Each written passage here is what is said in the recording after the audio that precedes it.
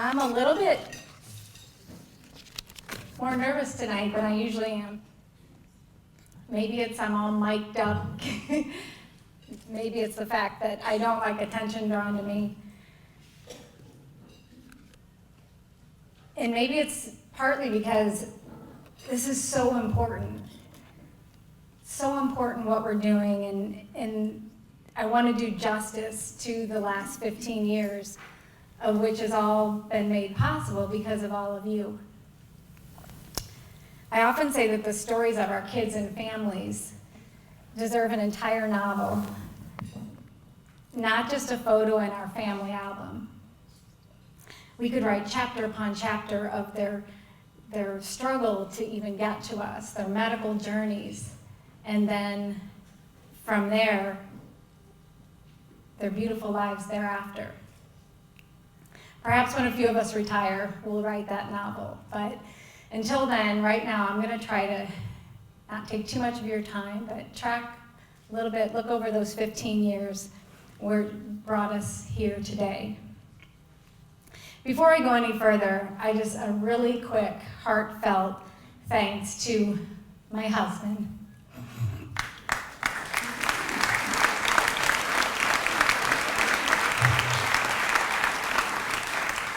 This has been a crazy journey.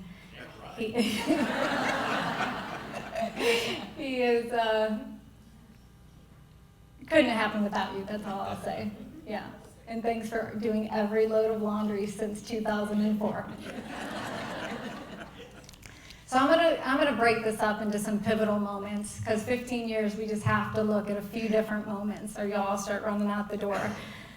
The first one is personal, and it goes way back to 1988 when I was in Haiti. I was in the midst of a 6-month experience in Port-au-Prince, and I lived in an orphanage and worked in Cité Soleil. It's known as one of the worst slums in the Western Hemisphere.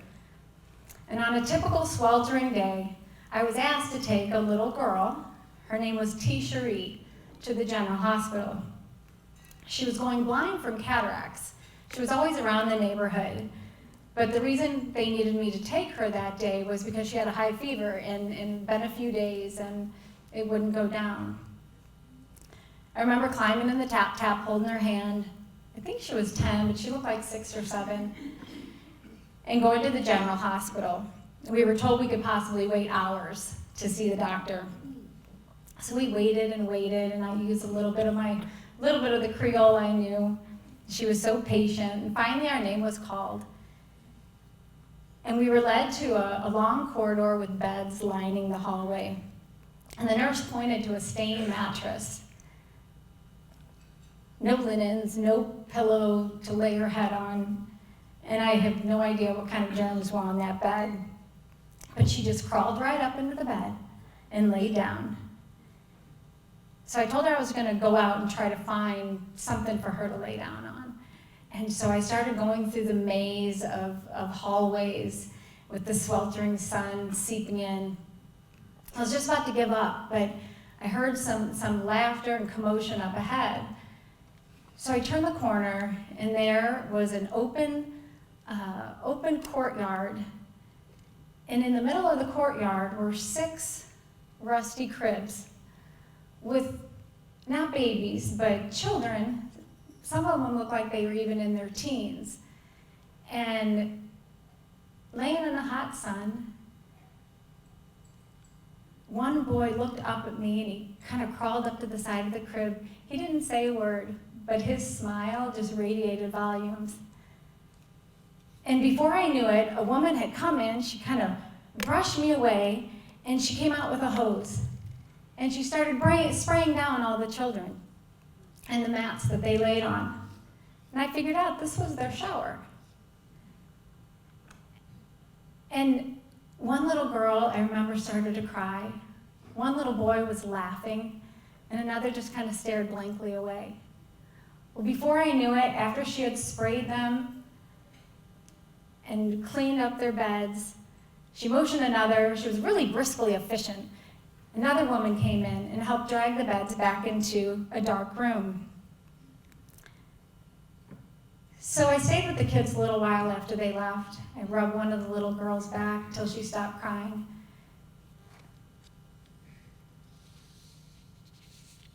And I couldn't believe what I had seen. And tears came to my eyes. I don't even think my husband knew of the story because I don't think I ever told it. But it really is one of the reasons I'm here today. I went back that night and I talked to the orphanage director and I was outraged. How in the world could they have such hospital conditions and treat kids that way? The little girl, T. Cherie, she didn't get even her eyes looked at. I begged doctors. She was going blind. They did finally give her some medicines. And you know what? He questioned my outrage. He said perhaps they were doing the best they could. Instead of being on the streets, they were giving food and they were giving shelter. At least T. Cherie got a script for her meds. I went to bed in tears the second time that night, and I had so much to learn.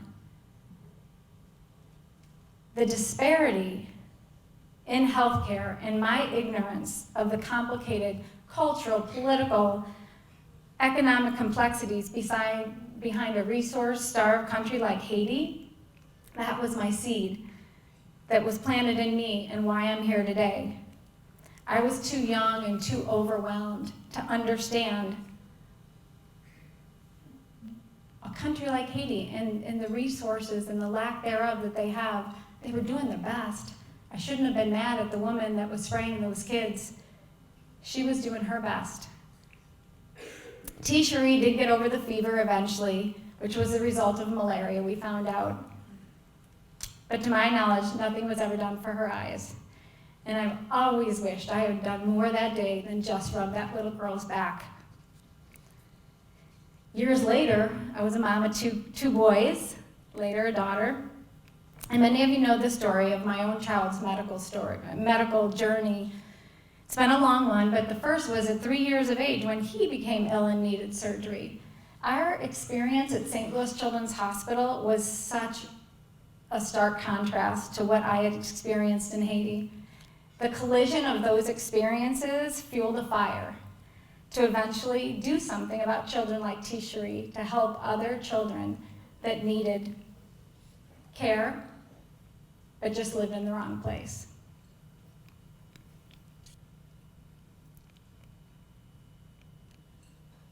That was the slide that was supposed to be up while I was talking. This little thing threw me right here. The next pivotal moment started out around my kitchen table in 2004. I did not know my kitchen table that was going to be at this event, but it's never been that clean. It's more like you saw out there. And that's when some friends gathered together after I asked if they would help start an organization called Healing the Children, which would help other children who weren't dealt the hand of resources that we have here. The first agenda likely said something like, number 1, start 501c3. Number 2, raise a bucket full of money. Number 3, find some sick kids to help. I don't believe everyone didn't run right out the door. Mom, Dad, Tanya, Andy Euclid, Kevin Davis, our early and founding board members, will you please stand and be recognized?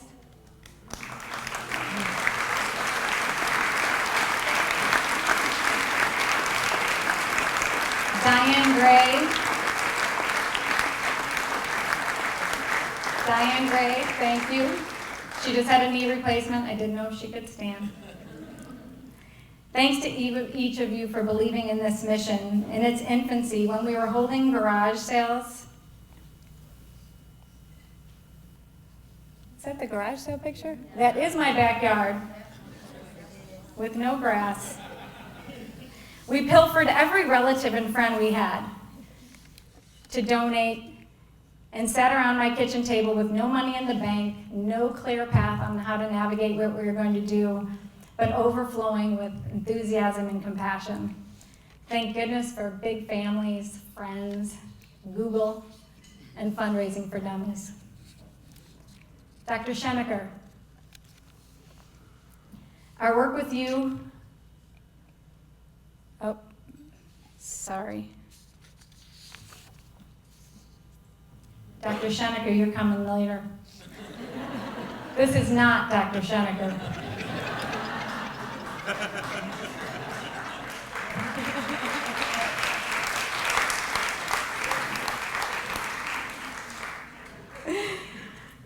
This is Harlanus. At age 5 and from the Dominican Republic, she was the very first child that we helped.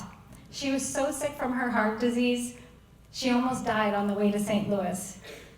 That is a story that deserves its own chapter. But here she is today, a beautiful young lady. She sends me pictures periodically of her family, of going to school, going to prom, and I got one of her graduation. Seeing a child lay lifeless and gasp for breath, transform in a matter of days to a healthy, playful, pink-lipped little girl is more than a moment, but a life-changing experience that fueled our passions to work even harder. There were pivotal doctors in those early years who influenced us greatly. Andy Uglis, you have been with us since day one, mentoring us in the early days on how to build and mobilize a medical team from start to finish, never giving up when our work could be so very hard. You brought people into our fold that are still with us and still champions for our organization today, because your enthusiasm is infectious. Your passion and compassion is never ending. Thanks for playing such a strong role on our board, and know that everything we do from here is because of the foundation that you helped us lay.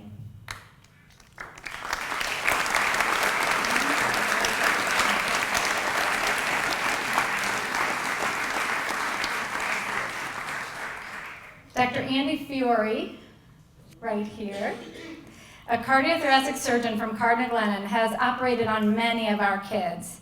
He doesn't know this, but the first time I spoke to him, I was in the bathtub. Fully clothed. I was running a daycare in my home when I started the organization, and it was so loud with screaming kids everywhere that I had to run upstairs, shut the door, climb in the bathtub so he could hear me. I was so nervous because it was the first time I'd ever asked a surgeon for help. And that's when I got my first yes in the tub. But my pivotal moment with Dr. Fiore outside the bathtub wasn't him saying yes, but after he operated on one of our kids in 2005, Dwight right there from Jamaica, I got a letter from Dr. Fiore thanking me for allowing him to help Dwight. Then a phone call the next week saying, Kate, when's our next child coming? He gave me so much confidence, and I never hesitated again to ask. And ask I did, as you all know. So thank you, Dr. Fiore.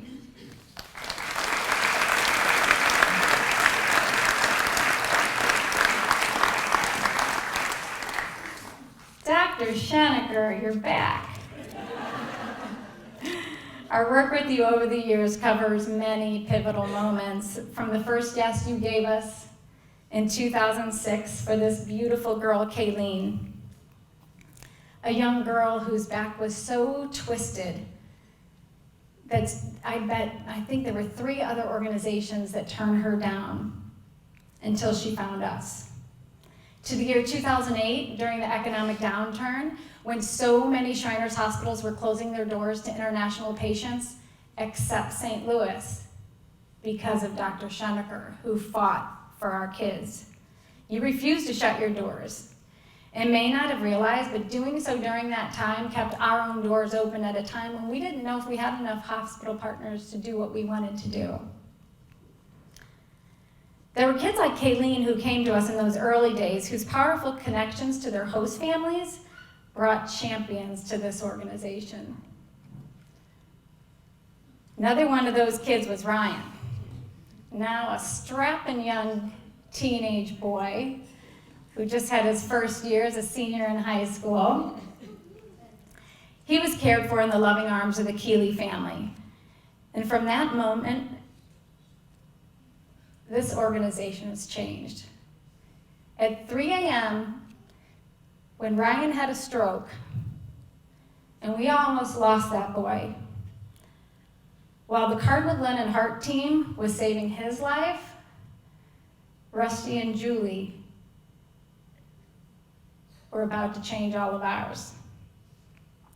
I had no idea this child would connect us to the extraordinary generosity to their entire family and hundreds of friends who have brought her into the family through their passion and love through this boy who became their fourth son. To the entire James, Brant, Wilhelm, Sly, Walbert, Keeley families who have wrapped their arms around so many of our kids, attended countless of special events, given countless hours of time, buckets of love, buckets of cash. Thanks, Rusty. I hope you know how much we treasure and appreciate you.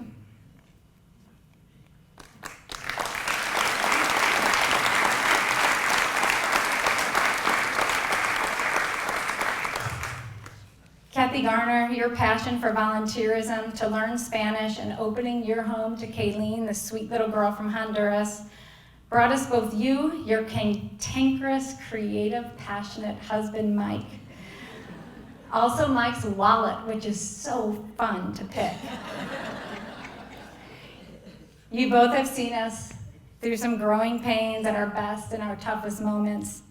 Thanks you both for continuing to be our sounding board, our creative minds, and humble, generous supporters.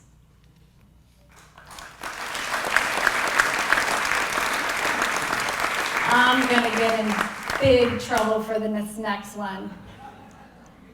Hiring Natalia Rosales in 2010 was the single most smartest decision I made as executive director. Amen. Woo!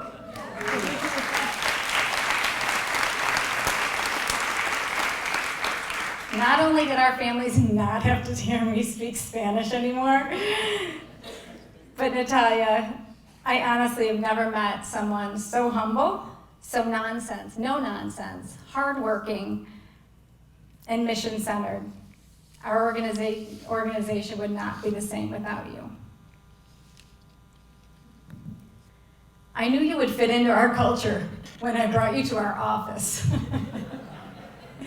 In the woods, we paid $1 a month, and you didn't turn away. In fact, you loved it. Her office was in the dining room. I loved writing that check every year for $12. $1 a month for 3 years. Now we come to the most pivotal event in our history, and that is our merger in 2011 with an organization in Richmond, Virginia, then called International Hospital for Children, and becoming World Pediatric Project. IHC, as they called themselves, was started by a dentist who had gone to Guyana on a trip and noted the need for kids needing cardiac surgery. And that organization, IHC, was led, and our organization still is led by an extraordinary individual, our CEO, Susan Rickman. This was a dramatic and transformative decision for us. Through the merger, we had a much broader and solid infrastructure. We had colleagues to share experiences with, to learn from, immediate volunteer opportunities for our medical community here in St. Louis. And as with any merger, we had a lot to learn together. But I can say with absolute confidence, there is never, ever a moment that I regret that decision. We are stronger in every aspect of our organization and work daily as one to carry out our work and enhance our ability to provide access to more and more children every year. One of the things we did right away is, when we merged, is we had been bringing about 30 kids here to St. Louis, and we knew we could help more kids by sending teams. So we had been sending one team to Guatemala, led by Dr. Andy Euclid, Mike Bolin, and a Tampa pediatric neurosurgeon as well. And so we started adding teams. Right here are our teams that we sent, just some of the teams that were mobilized out of St. Louis. We went from one team collectively between Richmond and St. Louis to 51 teams last year.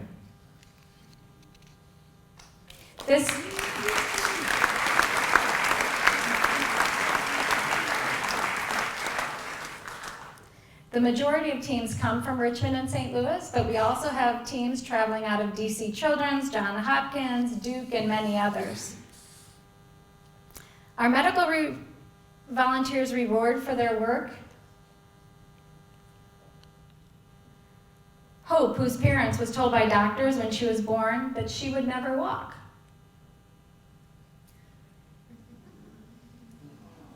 And walk she did. She didn't like her picture being taken. Melanie, standing straight, breathing easier, and several inches taller after scoliosis surgery with Dr. Place and Dr. Purrier in Honduras. Twin brothers Darren and Dijon making Dr. Copeland laugh during his urology clinic, while their mother stands back relieved to hear that both of her kids would have surgery that week.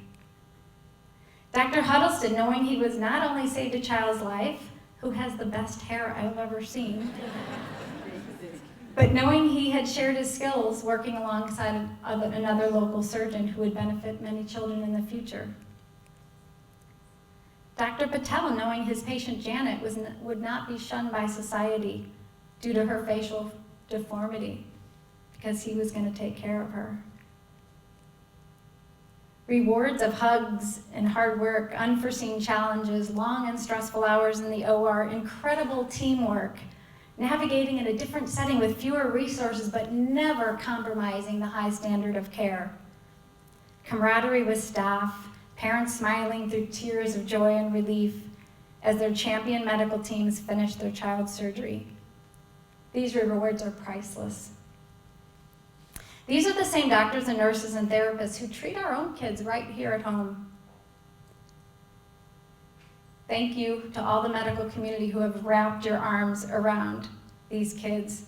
We say a lot about the doctors, and we know that there's nurses and therapists and scrub techs all behind you, and we just treasure each and every one of you. And to the donors that make it all happen.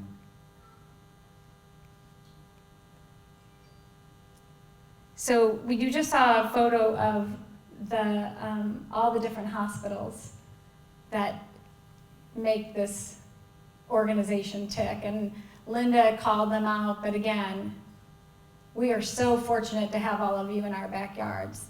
You've saved my child's life twice, and I know you've probably saved the lives and changed the lives of so many people here, so thank you to anyone that's associated with those hospitals.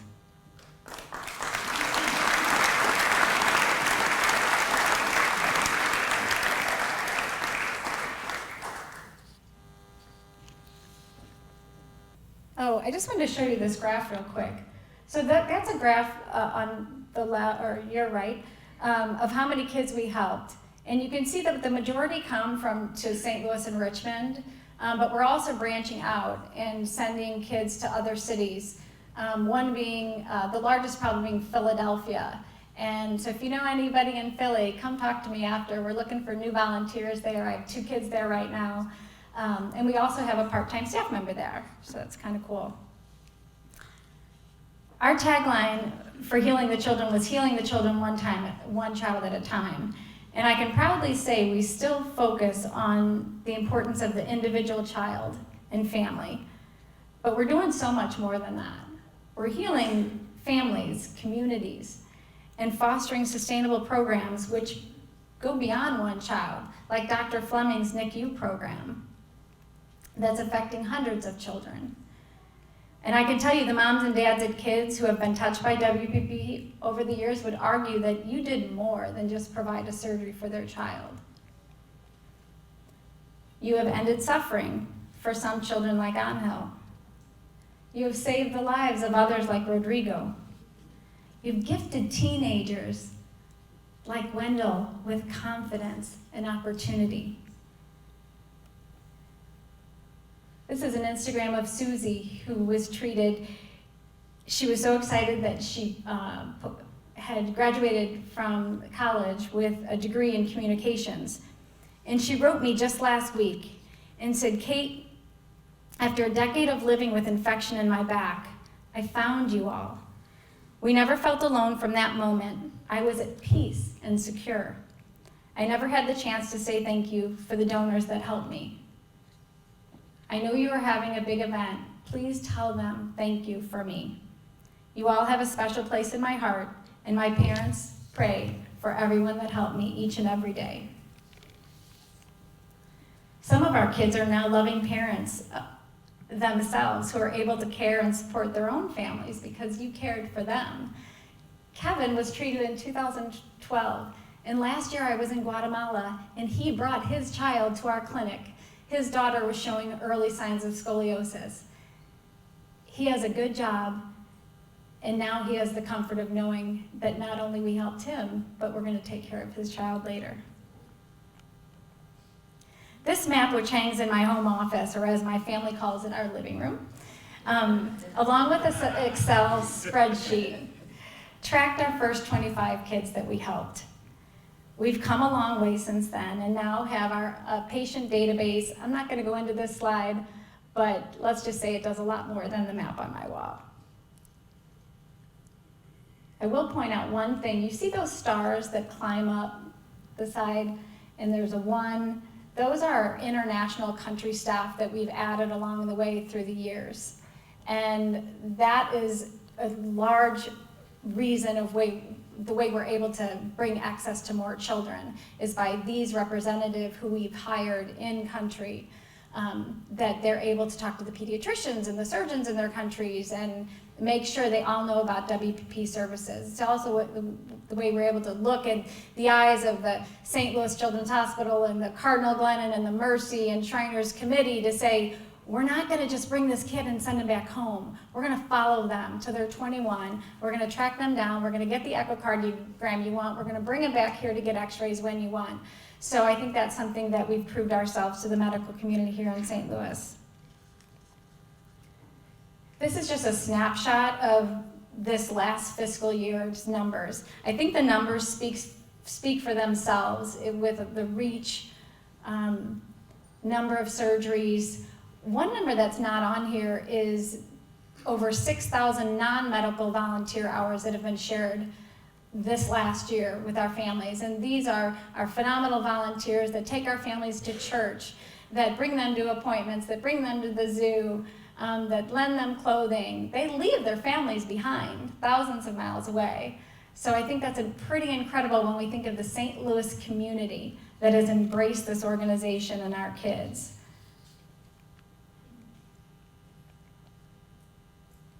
"15 years ago, I planted this tiny seed here and have watched that seed grow in the caring arms of St. Louis, our medical community and our philanthropic community. Planting that seed anywhere else may have yielded far less, but not here. It's flourished. And every one of you here tonight have shared hope. You've shared human kindness at its very core and its very best. And you have touched so many children's hearts. From the bottom of our hearts, we thank each of you for giving these kids and communities the time and attention they deserve. There's going to be many more pivotal moments in the future, and we need your help to keep building upon the foundation that we have laid. More medical teams are looking for their chance to be mobilized. More children are waiting, and every day more parents are praying. We can't sit idle, or we can't be content with what we're doing now. We need to do more. It's not about numbers. It's about Juan Diego, who's waiting for Dr. Patel to come and take care of him. It's about Loani, who should have had surgery at 6 months of age. It's about Alani, whose back is so twisted that it's becoming hard for her to breathe, and she's struggling to walk. Claudia is living with a large tumor in her jaw. It's extremely painful. Elton, who can't gain weight because his spine deformity is sucking every calorie that he puts into him. Gerald's body is riddled with tumors. Gilberto, Hayden, Chiron, all these children are waiting for us. And I can tell you that all these children have gotten a yes and are going to get the help they need because of all of you here. There's 68 more kids on our waiting list, though. And I know we're going to keep reaching, and we're going to keep helping, and we're going to keep giving yeses. Our tagline for World Pediatric Project is Heal a Child, Change the World. Cheers to the next 15 years.